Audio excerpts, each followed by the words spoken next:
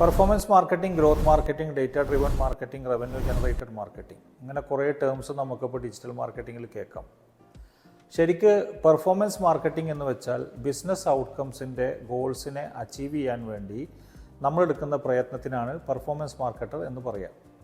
അപ്പോൾ ഒരു performance marketer ആവണമെന്നുണ്ടെങ്കിൽ അവിടെ കുറച്ച് ബേസിക് ക്വാളിറ്റീസ് ഉണ്ട്. ഒന്നാമത്തത് ബിസിനസ് ഇൻഡസ്ട്രിയെക്കുറിച്ച് കൃത്യമായിട്ട് അറിയണം. ബിസിനസ് അനാലിസിസ് നടത്താനുള്ള ഒരു ടച്ച് പോയിൻ്റ് നോളജ് ഇയാൾക്ക് വേണം. ടെക്നിക്കൽ കോമ്പറ്റീറ്റേഴ്സിൻ്റെ കറക്റ്റ് ഇൻഫർമേഷൻ ഫ്ലോനെ എക്സ്ട്രാക്ട് ചെയ്യാനുള്ളൊരു ഐഡിയ ഇയാൾക്ക് വേണം. പ്ലസ് ഇയാൾക്ക് ഒരു കോമ്പറ്റീറ്റർ സ്റ്റാക്കിൽ നിന്ന് നമ്മളെ സ്റ്റാക്കിനെ എങ്ങനെ പൊസിഷൻ ചെയ്യാമെന്നുള്ളതും ഏത് പ്ലാറ്റ്ഫോംസാണ് ഉപയോഗിക്കുക എന്നുള്ളതും കൃത്യമായിട്ട് ക്രിയേറ്റീവ്സ് വഴി എങ്ങനെ മെസ്സേജിങ് ചെയ്യാമെന്നുള്ളതും കൃത്യമായിട്ട് ആൾക്കറിയണം. അതേപോലെ തന്നെ ആൾക്കറിയേണ്ട ഏറ്റവും പ്രധാനപ്പെട്ട ഒരു വിഷയമാണ് കൺവേർഷൻ റേറ്റ് ഒപ്റ്റിമൈസേഷൻ. പിന്നെ അതുപോലെ ഓരോ ഓഡിയൻസിനും ഏത് തരത്തിലുള്ള മെസ്സേജിംഗ് ആണ് കറക്റ്റ് കൊടുക്കുക. ഇത്രയും കാര്യങ്ങൾ അറിഞ്ഞു കഴിഞ്ഞാൽ ഒരു വ്യക്തിക്ക് ഈസി ആയിട്ട് ഒരു പെർഫോമൻസ് മാർക്കറ്റർ ആവാൻ സാധിക്കും.